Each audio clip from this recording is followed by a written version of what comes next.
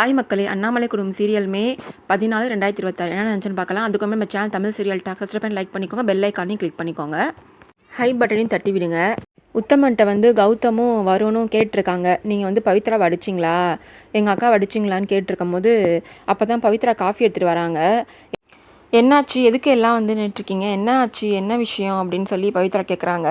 வா நீயே சொல்லு, நான் உன்னை அடிச்சிட்டேனா, அதுக்குன்னு இவங்கெல்லாம் நியாயம் கேட்டு வந்திருக்காங்க அப்படின்னு உத்தமன் சொல்கிறான் பவித்ரா கிட்ட.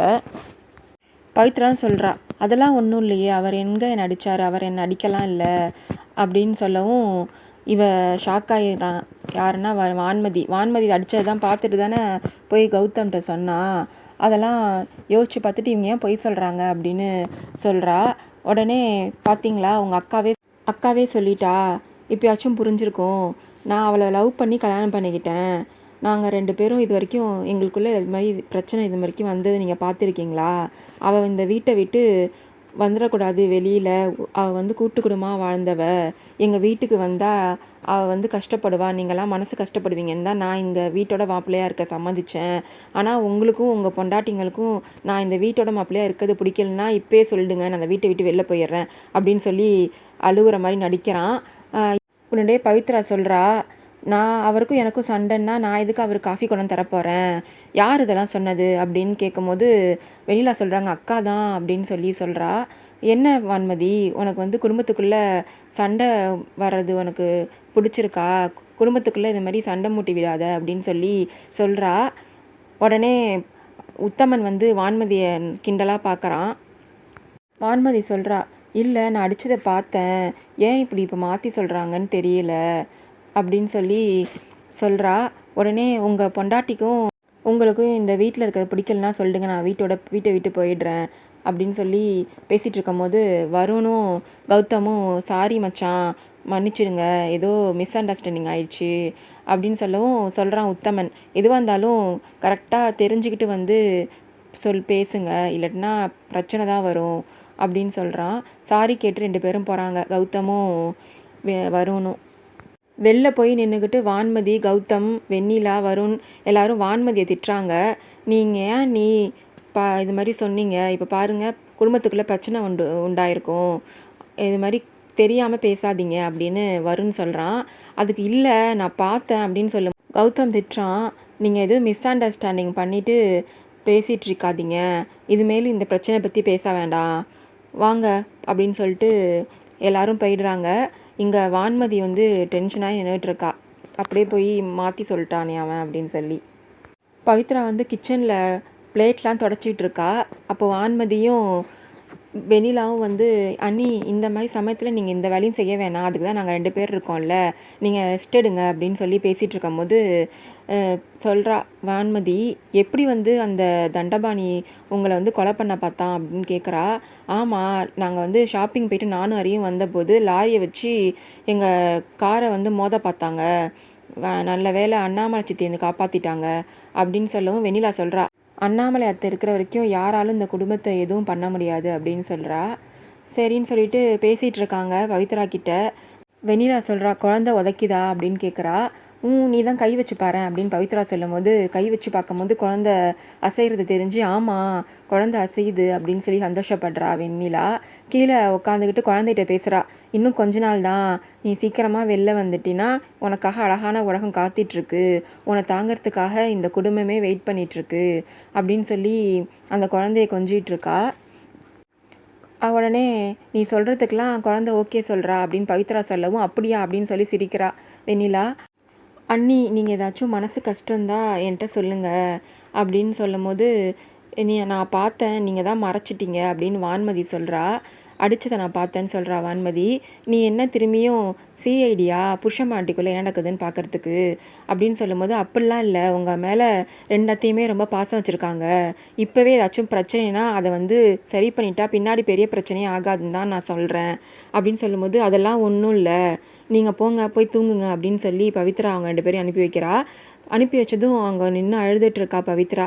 இவங்க ரொம்ப தூரம் வந்துட்டு மாடிப்படி மேலே ஏறி போகிறாங்க. அப்போ சொல்கிறாங்க, நான் வந்து பார்த்தேன், அவங்க அடித்தார் அவர், ஆனால் இவங்க எதுக்கு மாற்றி சொல்கிறாங்கன்னு தெரியலை அப்படின்னு பேசிகிட்டு இருக்கும்போது, இந்த விஷயம் தெரிய வேணாம் அத்தைங்களுக்கு, சொன்னால் பிரச்சனை வரும், இதோட விடுக்கா அப்படின்னு சொல்லிட்டு போகிறா வெண்ணிலாவும் வான்மதியும்.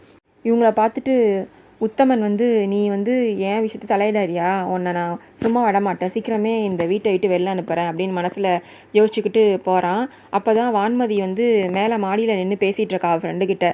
எப்படி இருக்குது கல்யாண லைஃப்னு கேட்குறா ஃப்ரெண்டு. நல்லா தான் போயிட்டுருக்கு, ஆனால் இந்த குடும்பத்தை தான் கொஞ்சம் மாற்றணும், சீக்கிரமாக என் கண்ட்ரோல் கொண்டு வருவேன். அதுக்கு வான்மதி ஃப்ரெண்டு சொல்கிறா, சீக்கிரமாக பண்ணுடி, அப்போ தான் நம்ம வந்து பப்பு பார்ட்டின்னு என்ஜாய் பண்ணலாம் அப்படின்னு பேசிகிட்டு இருக்கா.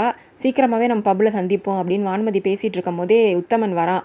வந்து அவன் சிகரெட் குடிச்சிக்கிட்டு வான்மதி முகத்திலே ஊதுறான். நீங்கள் என்ன திமுறா அப்படின்னு கேட்குறா அவ.